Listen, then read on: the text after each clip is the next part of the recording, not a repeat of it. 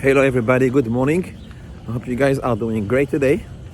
We are continuing with the halachot Pesach and specifically about the matzah.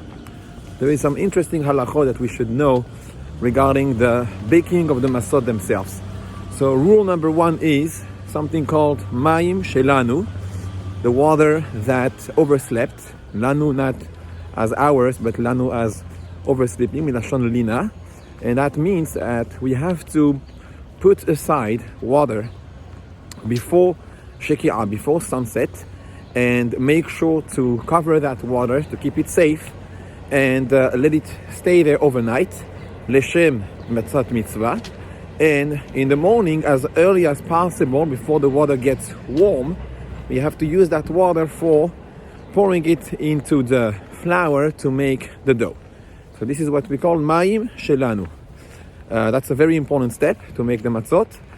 And so that's rule number one. Number two, we also have to make sure that the people who are going to bake the matzot are going to be Jewish and adults, which means that children can do maximum the pouring of the water in the flour, but they may not do the actual kneading, baking, etc. And those people who are doing all these steps have to make sure that they are going to do it leshem matzat mitzvah.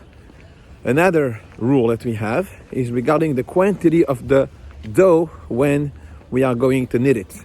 So according to the Halacha, a person has to make sure to not be kneading too much dough at the time, and the maximum is about 3.43 pounds. Okay, so that's a little less than 3.5 pounds of dough, because we are choshesh that by having too much of the dough, we won't be able to be careful that it doesn't become chametz. Okay, so that's something also very important to know. And another rule that is applying really for everyone in general, you should know that the best matzot are the ones baked erev Pesach after Hatzot.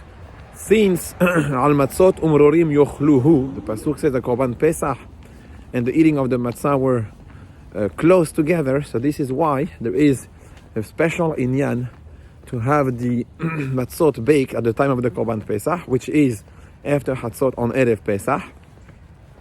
And therefore the matzot baked at that time are the absolute best matzot for the seder. On the market they are usually pretty expensive. If someone can afford them, it's definitely a hidur mitzvah. I want to wish you all an amazing and beautiful day.